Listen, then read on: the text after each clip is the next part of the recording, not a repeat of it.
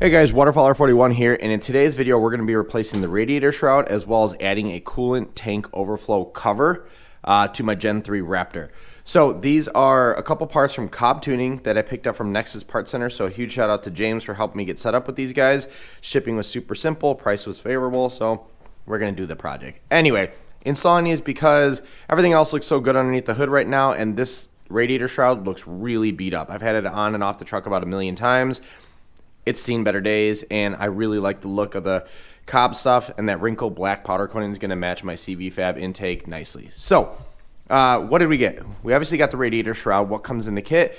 It comes with this really thick weather seal or weather stripping that goes on the back portion here to eliminate vibrations, and then it comes with some of this edge trim, which we're going to put alongside here so that when we go to install the radiator shroud and tuck it underneath, everything holds nicely.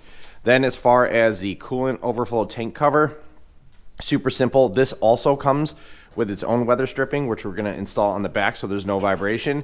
And then it uses factory bolts. So this bolt right here and this bolt, we're just going to loosen those guys up, slide the cover on, center it on the tank itself, and then we should be able to tighten those down and everything's good to go. The first thing we need to do before we install the tank is we need to take these clamps, pinch them, and then push them to the side so that they're not going to push on the cover. So we're going to use that one and that one. This one shouldn't really be an issue, but this one definitely will be an issue. So I'll use some pliers to just kind of twist it so everything clears nicely. Then after we do that, I'll go ahead and take that weather stripping. We're going to flip our cover over, and it's going to install right on this front edge of the cover. We'll back off those bolts and slide the cover on, take a look at it, and then we'll go right into the radiator shrouds. All right, so I went ahead and took both those clamps, twist them to the side so they're nice and flush. This one just pushed it straight to the back. Needle nose pliers was all I needed to do. Then we took our weather stripping, just installed it right on the front edge here. They give you a little bit more than you need, so use some scissors to cut that guy. Now the last thing we're going to do to install this is we're going to loosen up this 10mm bolt here and this guy, and then the cover itself is going to slide between the tank and the mount here. Once we slide it in, we're going to center everything with the cap so it looks nice.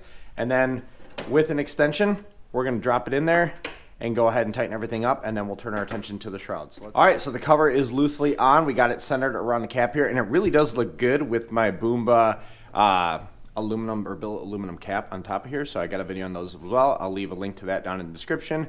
But anyway, we're good to go to tighten this guy down, and then the next thing we're going to do is remove the shroud with this tool, but we'll get into that in a second. Let's tighten this guy down, and then I'll talk you through kind of how we remove the shroud. All right, so the coolant overflow cap is fully installed, tightened down, no rattles, and it looks good. Like I said, a lot of this is there to complement the intake because intake looks beautiful. Now we're gonna have all of this cover that's in the same wrinkle black. It's gonna look great.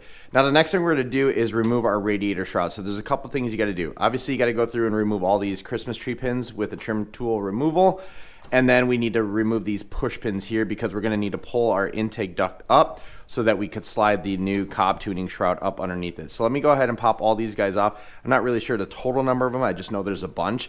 And then when we go to install this, there's 6 new tree clips that come with the kit. So we get some good ones there. And then we're going to use some of the factory bolts to tighten it down. Okay, so I went ahead and removed all the clips. Now this thing just kind of wiggles right out. It is hooked on the back there right above the radiator, so you need to kind of mess with it a little bit. And then once that's it, we no longer need this guy. We'll throw him off to the side. So now what we're going to do is we're going to pull this screw, this bolt, 2, 3, 4 off, because we're going to use those bolts to reattach this guy to the top there. Then what we're also going to do is we're going to take this weather stripping right here. We're going to install it on the back edge of the back of the shroud. That way, when the shroud itself is laying on top of here, it's not going to rattle. The last thing we're going to do before we install it is we're going to take a lot of this edge trim and we're going to put it along these little bits here, right here. Because when we go to install this, the shroud itself tucks underneath the grill here. It doesn't sit on top like the factory one does, it sits below it. And what it's going to do is give it a nice clean profile. Now as far as benefits, they say this is supposed to improve the airflow to your air intake. I doubt I'm going to notice any sort of benefit of that perspective, but I'm doing it because I think it'll look nice with everything else underneath the hood. So that's why I'm doing it. If you want to pursue performance with it, so be it. You can believe what you want. I just think it looks cool. But anyway. All right, so the radiator shroud is ready to go to be installed. So I went ahead and removed the 4 10mm bolts that we're going to use to reinstall this guy back onto the truck. Then I installed that edge trim here. You only need to install on this portion here here, here, and then on the edge. Those are the only portions that are going to tuck underneath the grill. And really the only reason you need to do that is that for whatever reason, if it does have a little bit of a gap, it's not going to rattle and cause any sort of vibrations. The other thing I did is I went ahead and installed the weather stripping there right on that back leading edge. That's for the portion of the shroud that will sit on top of this metal cooler right here. That way, again, you don't have metal on metal and any sort of rattling.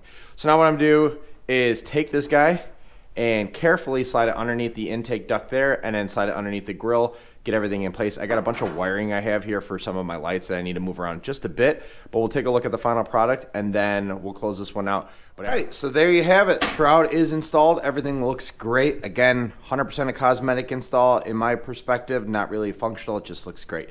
Went ahead, added the 4 10mm bolts. Those are factory. That holds everything down in place. Make sure you're pushing your grill back when you're tightening that guy down, because those do hold the grill forward and back. And then you take the 6 push pins.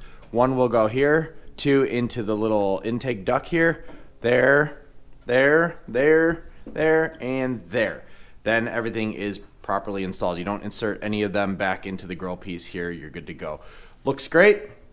Kind of complements the engine bay, ties everything together, and gives it a nice kind of clean look. But anyway, that is how you install the COBB Tuning coolant overflow tank cover, as well as their radiator shroud. They make this in carbon fiber as well. Actually, I think they make both pieces in carbon fiber. I just think that would stick out compared to the intake. Everything matches nicely. This just gives it a nice streamlined look, and it covers up all my ugly wiring there. But with that said, I will leave the link to these guys down in the description below. Thank you again to Nexus Parts Center for getting me set up with these so quick. I'll leave a link to them down in the description as well. But with that said, thank you very much. Appreciate it. Bye.